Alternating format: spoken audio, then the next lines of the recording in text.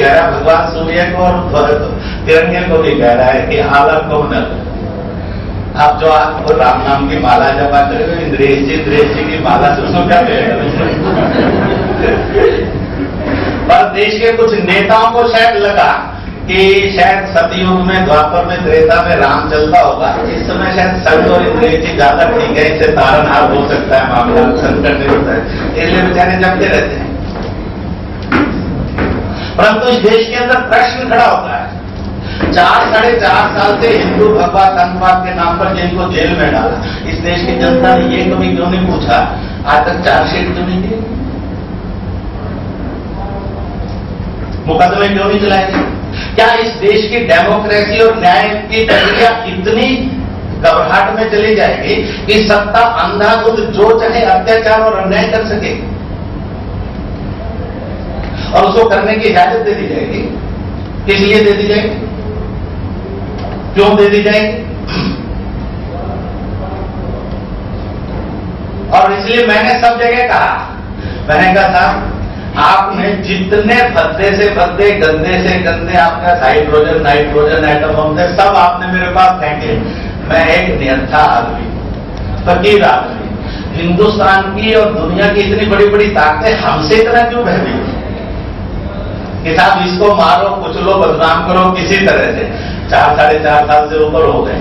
मैंने उनको कहा तुम इतना क्यों परेशान हो, किसी चौक चौराहे के अंदर हिंदुस्तान के 20,000 पत्रकारों को बुला लो और पूछ लो, वहां गृह मंत्री भी आ जाए, AIB चीफ, ATS चीफ आ जाए, NIA चीफ आ जाए, CBI चीफ आ जाए, सब बैठकर मंत्रियों के महामंत्री आ जाए, जितने सवाल पूछने पूछ लें, गारंटी लिखकर दूंगा, 3 महीने स्टेटमेंट नहीं दूंगा, पर मेरे भी सवाल होंगे, उत्तर आप सबको भी देने होंगे। सच और झूठ, ठीक और गलत सब सामने देख लेंगे ना, जज की जरूरत नहीं, फैसला जनता कर देगी,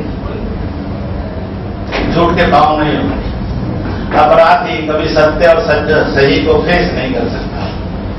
परंतु प्रश्न खड़ा होता है कि उन्होंने तो पाप किया, भजरे को, हिंदू को कहते, उन्होंने अपना ईमान बेचा, उन्होंने देश बेचा, उन्होंने अपने जीवन मूल्य बेच दिए। परंतु इस देश के अंदर आज प्रश्न खड़ा है कि समाज ने इस अत्याचार और अन्याय को क्यों सहना, किस लिए सहना, कौन सी मजबूरियां हैं कि वो सहेगा, क्यों सहेगा? सहता है तो कहते हैं कि अपराध करने वाला और जुल्म करने वाला पापी है, उससे ज्यादा महापापी सहने वाला होता है। उससे निकलने की जरूरत है। निकलेंगे तो एक नया हिंदुस्तान, एक खुशहाल हिंदुस्तान दुनिया में बनेगा। और इसलिए इसकी भी आवश्यकता है कि कहीं ना कहीं इस देश के अंदर जाए। आज इतना भयानक भ्रष्टाचार, काला धन, डॉक्टर स्वामी तो उसके चैंपियन हो गए हैं, इसलिए वो क्रिकेट के बैटिंग करने वाला सचिन है और इसके करप्शन के विरुद्ध बैटिंग करने में, तो मैं सोच रहा था अगर उनको भारत रत्न देना तो इनको क्यों नहीं दिया जाए। तो साहब उसने तो कुछ नहीं है, एक बाल को ही मारा, जिसमें से मेरे और आपके भविष्य के लिए कुछ नहीं है। मेरे और आपकी इज्जत, आजादी और रोटी की सुरक्षा का कोई दायित्व नहीं है, जिसमें से देश में से करप्शन नहीं जाएगी, आतंक नहीं जाएगा, छुआछूत नहीं जाएगी, विषमता नहीं जाएगा, वैचारिक संभ्रम नहीं जाएगा, बेरोजगारी नहीं जाएगी, बेकारी नहीं जाएगी, जिसमें से कुछ भी तो नहीं जाएगा। आखिरकार देश को सोचना तो चाहिए, कोई जीवन मूल्य भी होते हैं कि नहीं। अब पूरी दुनिया का हम सबसे बड़ा डेमोक्रेटिक कंट्री है, हमारा भवन भी सबसे बड़ा है दुनिया में। चुने हुए लोग कुल मिलाकर कितने लाख चुने जाते हैं, पंच सरपंच से लेकर राष्ट्रपति तक देश के अंदर, और मेरे ख्याल है पूरी दुनिया में और इतने लाख लोग चुने जाते हो, किसी डेमोक्रेसी में नहीं है। भारत की डेमोक्रेसी में होता है और हिंदुस्तान के अंदर लगभग 4.5 लाख से अधिक पंचायत, हर पंचायत के अगर 6-7 आते होंगे तो 20 लाख लोग तो वो चुने जाते हैं। फिर उसके बाद ब्लॉक हैं, जिले हैं, डेवलपमेंट बोर्ड हैं, फिर नगर पालिकाएं हैं, नगर पंचायत है, नगर निगम है, फिर विधानसभाएं हैं, लोकसभा है और फिर नॉमिनेशन है। पूरे विश्व के अंदर लोकतांत्रिक प्रक्रिया में 30 लाख लोग प्रतिनिधि के रूप में कोई देश चुनता है तो एकमात्र हिंदुस्तान है। It is the biggest democracy of the world, शायद इतनी बड़ी डेमोक्रेसी दुनिया का कोई देश नहीं दे सकता। परंतु आप पूरी दुनिया में घूम जाइए तो कैसा विचित्र लगता है। It is the only nation जिसकी संसद का और विधानसभा का, विशेष रूप से संसद का, पूरा विदेशी भाषा के अंदर चलन है। इसलिए मुझे कभी रूस का, अमेरिका का, चीन का, जर्मनी, जापान का, इंग्लैंड का, अरब का आदमी मिलता है, कहता है यार पूरी दुनिया की हर पार्लियामेंट अपने अपने देश की भाषा में चलती है, आप कैसा विचित्र देश है कि आप पूरी की पूरी विदेशी भाषा में चलाते हैं अपने संसद। जो देश और अपने संचालन में ही अपनी जड़ से नहीं जुड़ा तो उस देश का भविष्य क्या होगा। जड़ विहीन वृक्ष फेंक दिया जाता है। उन्हें कहा कि हमें आश्चर्य होता है कि आप क्या, और एक जापानी आता है, एक चीनी आता है, एक रशियन आता है, एक ब्रिटिश आता है, अपनी लैंग्वेज में बोलता है, वो अनुवाद करके बताता है, हम सब तालियां बजाकर कहते हैं देखो सच्चा है, और उसके बाद तुरंत कहते हैं ये मेरे पिताजी है, ये मेरे माताजी है, बड़ा अनपढ़ लगूंगा इसलिए कहते हैं she is my mother, he is my dad. यानी दुनिया की सबसे बड़ी डेमोक्रेसी विदेशी भाषा में चलती है। यानी उसका स्वाभिमान और सम्मान कहां खड़ा है।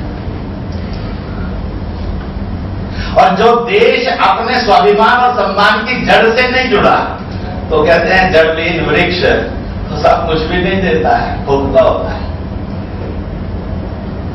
और इसलिए देश के सामने बहुत चुनौती है, विषमताएं इतनी भयानक है। मैं अभी 3 और 4 तारीख को मई को बांसवाड़ा में था, जनजातीय क्षेत्र के सम्मेलन में, तो वहां मैंने कहा कि एक चर्च की थैली है, और थैली आने के बाद किसी गरीब को रोटी दी, किसी को कपड़ा दिया, किसी को दवाई दी, और उसने धर्म खरीद लिया, ईमान बेचा गया और बदल दिया। तो मुझे पादरी और कुछ नन्स मिलने गया है। मैंने कहा मुझे जाति मैंने चूज नहीं की, भगवान ने दी, और इसलिए भगवान की दी हुई श्रेष्ठ चीज होती है। जो भगवान की दी हुई चीज में ऊंच नीच करता है वो तो पापी होता है, अधर्मी होता है। क्योंकि दिया अवर्ण कैसे हो सकती है, जो इसको मानता है वो स्वयं पाप करता है, मैं उसके पाप का भागीदार क्यों बनूं। मुझे भाषा मिली, मैंने चूज नहीं की, भगवान ने दी। मेरे माँ बाप मुझे भगवान ने दिए, मैंने चूज नहीं की। मुझे जो पंथ मिला भगवान ने दिया। तो जो भगवान की दी हुई चीज को पैसे से खरीदता है वो देवता तो हो ही नहीं सकता, इंसान नहीं है, या वो शैतान हो सकता है, वो राक्षस हो सकता है। मैंने कहा इसलिए आपका कर्म या राक्षस का या शैतान का है, जो इसको देवता और इंसान कहता है उस पर दया की जा सकती है, मर्जी की जा सकती है कि उसको सही और गलत भी नहीं मालूम, और इसलिए इसको मत करिए। 3 करोड़ लोग इस समय पूरी दुनिया के अंदर सुबह उठते ही हरे रामा हरे कृष्णा बोलते पूरे यूरोप के अंदर। हम तो थैली लेकर नहीं, और आपने थैली से आए उसकी गरीबी की मजबूरी उठाकर और भगवान के साथ शैतान का धंधा शुरू कर दिया, आपने उसका धर्म खरीद लिया। तो प्रार्थना की जा सकती है सदगुरु। इसलिए इस धरती के ऊपर धर्म और ईमान बिकने और खरीदे नहीं जाने चाहिए। इसलिए विचारों की स्पष्टता चाहिए और संवाद चाहिए। और इसलिए मैं अंत में एक ही बात कहकर समाप्त करूंगा कि कितनी भी जातियों के, कितने भी पंथों के, कितने भी दलों के, कितने भी भाषाओं के, अगर माँ बाप में, भाई बहन में, बाप बेटे में संवाद रुकता है तो कलह पैदा होता है, संघर्ष होता है, खून खराबा होता है और बंटवारा होता है। और इसलिए पत्रकारिता का मतलब है संवाद, और इसलिए संवाद सदैव बनाकर रखना चाहिए। एक संवाद तोड़ना इससे बड़ा और घातक काम नहीं।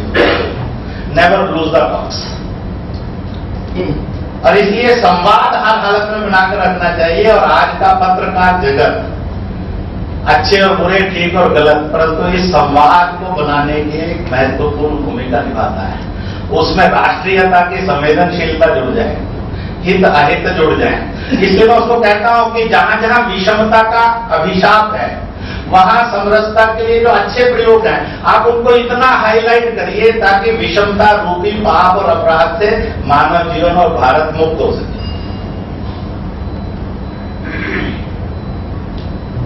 आज इस देश के अंदर